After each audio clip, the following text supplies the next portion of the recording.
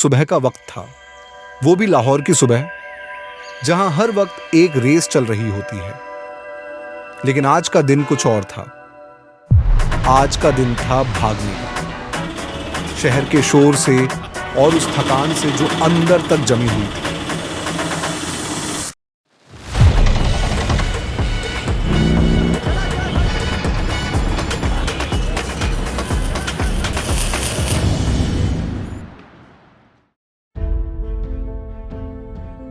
आज हम निकले थे एक सफर पर जिसका हर मोड़, हर मंजिल हमें खुद से मिलवाने वाला था। और हमने अपना सफर बहुत सुबह अंधेरे में रोशनी का इंतजार करते हुए शुरू किया।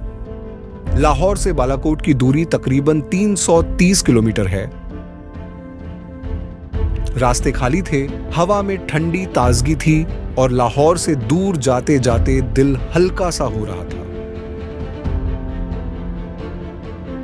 जैसे किसी ने जिंदगी का वॉल्यूम कम कर दिया हो। जैसे जैसे हम पंजाब की सरहद से निकलकर खैबर पख्तूनख्वा में दाखिल हुए, नजारे बदलते गए। हरी भरी जमीन, सरसों के खेत और रास्ते के दोनों तरफ खिले हुए गुलाबों की महक, सब कुछ इतना सिनेमैटिक था कि लग रहा था कोई फिल्म चल रही हो।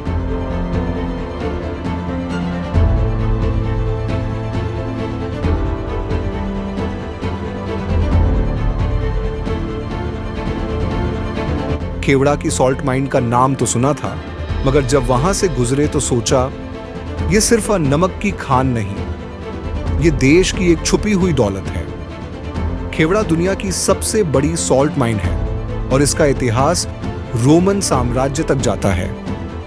लेकिन हमने ये सिर्फ गुजरते हुए महसूस किया, क्योंकि सफर लंबा था और दिल बेचैन था पहाड़ों की तरफ बढ़ने को। एबटाबाद और मनसहरा जैसे शहरों से गुजरना भी एक नई दुनिया से मिलने जैसा था। छोटी छोटी गलियां, स्थानीय लोगों की सादा जिंदगी, सड़क किनारे चाय के ढाबे, ये सब कुछ लाहौर की भीड़ भाड़ से बहुत अलग था। हमने एक जगह रुककर चाय और पराठे लिए और वो चाय, उफ, जैसे किसी ने सफर में जान डाल दी हो। जैसे ही हम बालाकोट के करीब पहुंचे, हवा का लहजा बदल गया। ठंडक थी, लेकिन दिल को सुकून देने वाली।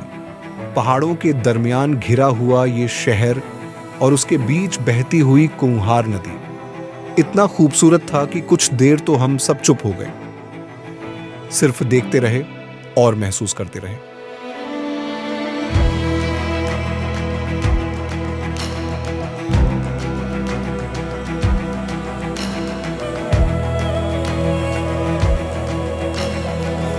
रिसोर्ट बालाकोट में चेक इन किया। सादा लेकिन बहुत ही प्यारा और खूबसूरत। खिड़की के बाहर सिर्फ पहाड़ और दरिया और अंदर सिर्फ खामोशी। शहर की चीख पुकार से दूर यहां सिर्फ प्रकृति की संगीत थी। थोड़ी देर आराम किया और फिर निकले छोटी सी सैर पर। कुंहार के किनारे बैठकर पानी की आवाज सुनना, वो एक थेरेपी थी, एक ऐसी थेरेपी जो किसी काउंसलर से नहीं मिलती। ठंडी हवा, दरिया का लहराता हुआ पानी और आसमान का लाल सूरज, ये लम्हा था रुक जाने का। मार्केट की तरफ गए तो छोटी छोटी दुकानें, स्थानीय लोगों के मुस्कुराते चेहरे और हाथ में पकौड़े और जलेबी, ये सब कुछ इतना लोकल, इतना रियल था कि लगा हम वहीं के ही हो गए हैं। डिनर रिसोर्ट के रेस्टोरेंट में किया।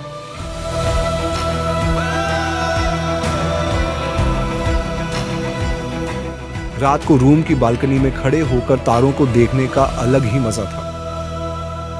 मैं तैयार हूं, कल का सफर होगा और भी दिलचस्प।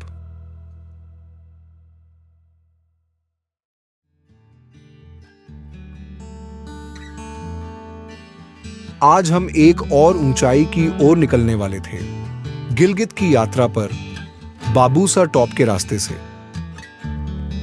जैसे ही गाड़ी में बैठे, सभी की आंखों में एक चमक थी। सफर का असली मजा अब शुरू होने जा रहा था।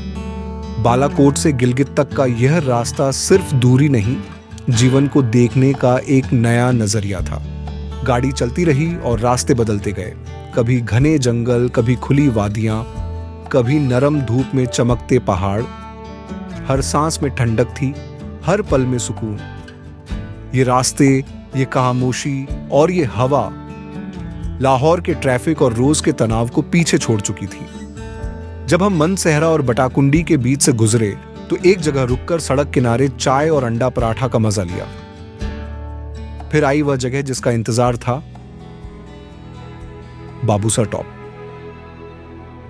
यार, क्या कहूं उस लम्हे के बारे में, जैसे किसी और ही दुनिया में आ गए हों। 13,691 फीट की ऊंचाई पर हवा कुछ और ही लगती है। ठंडी बयार ने चेहरे को छूकर जैसे कह दिया, दुनिया की छत पर आपका स्वागत है। वहां खड़े होकर जब चारों तरफ देखा, बर्फ से ढके पहाड़, उनका गिरता हुआ साया हरी भरी घास के मैदानों पर और पीछे से गिरती छोटी छोटी जलप्रपात, ऐसा लग रहा था जैसे प्रकृति अपना सबसे सुंदर कैनवास दिखाने में व्यस्त हो। लोग वहां रुककर सिर्फ सेल्फी नहीं ले रहे थे, वे अपनी आत्मा की तसल्ली को कैप्चर कर रहे थे। बाबूसर से नीचे का सफर थोड़ा धीमा था क्योंकि हम रुक रुक कर प्रकृति को महसूस कर रहे थे। जैसे जैसे हम गिलगित के करीब पहुंचते गए, परिदृश्य बदलने लगा। थोड़ी सी आधुनिकता की झलक, थोड़ी सी भीड़ और पहाड़ों के दरमियान एक छोटी सी दुनिया, गिलगित।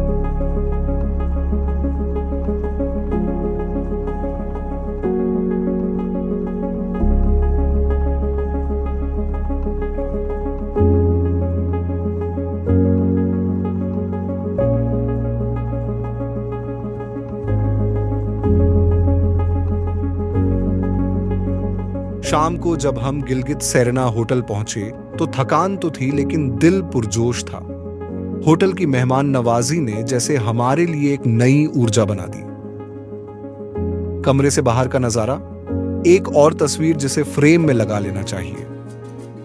थोड़ा ताजा होकर निकले गिलगित के लोकल बाजार की तरफ। अरे भाई, वहां का माहौल ही अलग था।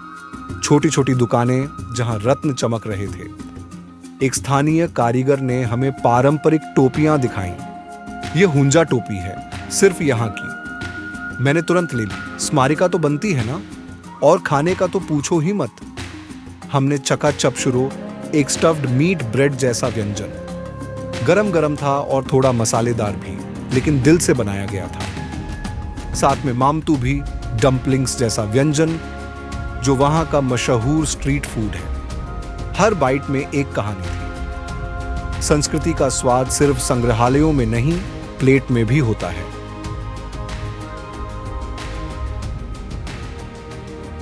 वहां की सजीव असली वाइब मुझे इतनी अपनी लग रही थी कि मैं भूल गया कि मैं सिर्फ एक मुसाफिर हूं।